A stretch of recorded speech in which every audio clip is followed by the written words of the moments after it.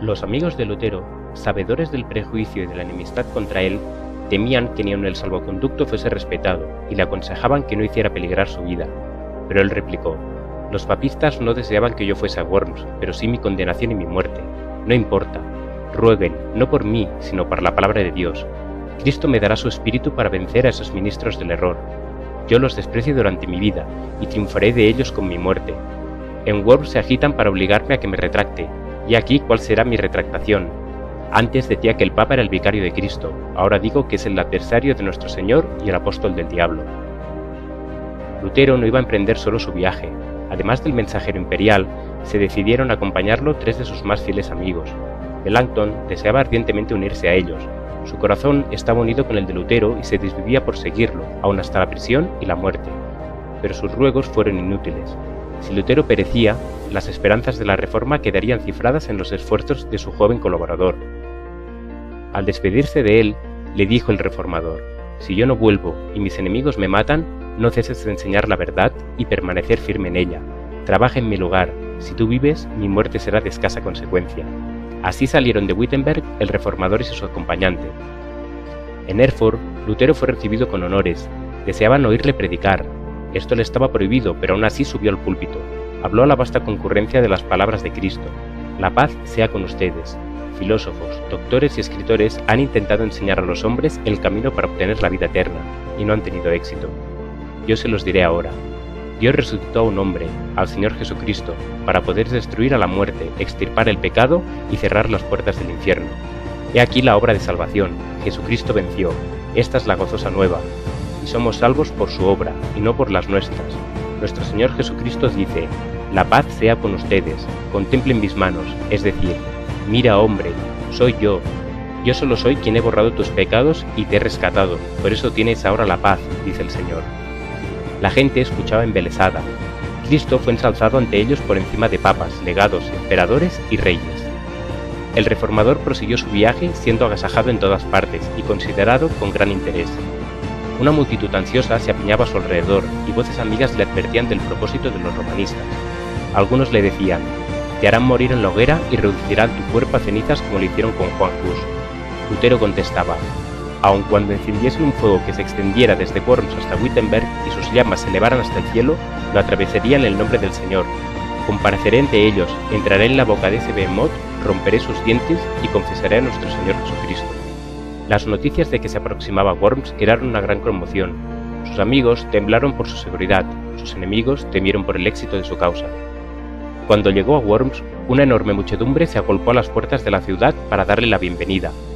La agitación era intensa, y de en medio del gentío se elevó una voz quejumbrosa que cantaba una endecha fúnebre, como tratando de avisar a Lutero de la suerte que le estaba reservada, pero él dijo: «Dios será mi defensa». Los papistas no creían que Lutero realmente se atrevería a aparecer en Worms, y su llegada los llenó de consternación. El emperador citó inmediatamente a sus consejeros para acordar lo que debía hacerse. Uno de los obispos, fanático papista, declaró: «Mucho tiempo hace que nos hemos consultado sobre este asunto. Que su majestad imperial se deshaga pronto de ese hombre. ¿No hizo quemar Segismundo a Juan Hus? Nadie está obligado a conceder ni a respetar un salvoconducto dado a un hereje». El emperador dijo: «No, debemos mantener nuestra promesa». Por consiguiente, se decidió que el reformador sería oído. Al día siguiente de su llegada, Lutero fue citado a comparecer ante la Dieta. Todas las calles estaban obstruidas por el gentío que se agolpaba en todas partes, curioso por conocer al monje que se había atrevido a resistir la autoridad del Papa. En el momento en que entraba en la presencia de sus jueces, un viejo general, héroe de muchas batallas, le dijo en tono bondadoso: «Frailecito, frailecito, haces frente a una empresa tan ardua que ni yo ni otros capitanes hemos visto jamás en nuestros más sangrientos combates.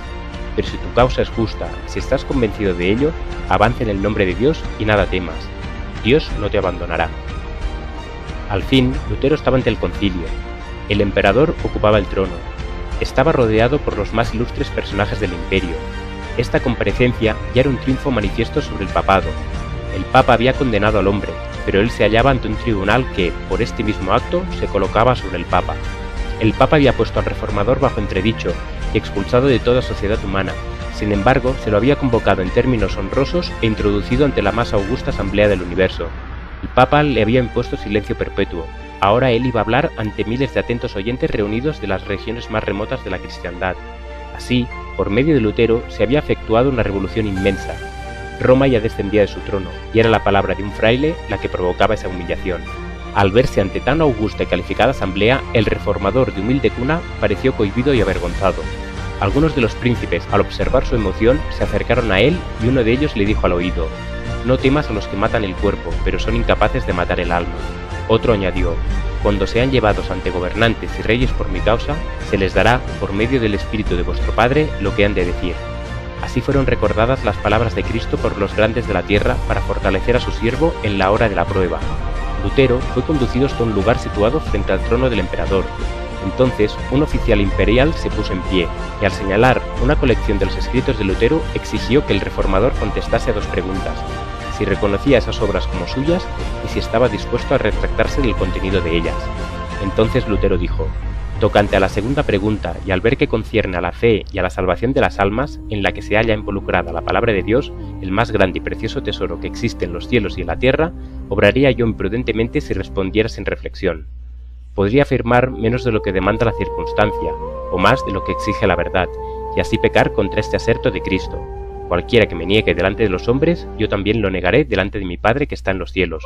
Por esta razón, suplico a su Majestad Imperial, con toda humildad, me conceda tiempo para que yo pueda responder sin ofender la palabra de Dios». Lutero obró sabiamente al hacer ese pedido. Su proceder convenció a la asamblea de que él no actuaba movido por la pasión o el impulso.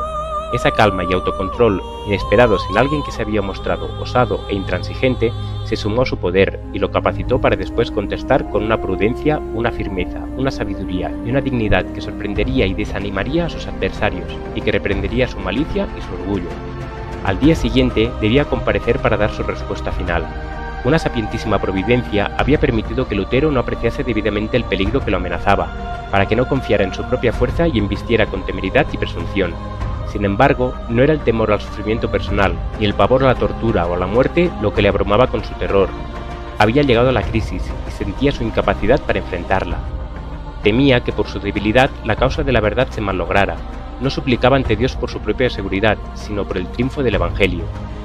Con su mente cimentada en Dios, Lutero se preparó para la lucha que lo aguardaba. Meditó un plan de defensa, examinó pasajes de sus propios escritos y sacó pruebas de las Santas Escrituras para sustentar sus proposiciones. Luego juró permanecer fiel al Evangelio y confesar libremente su fe, aunque tuviese que sellar su testimonio con su sangre.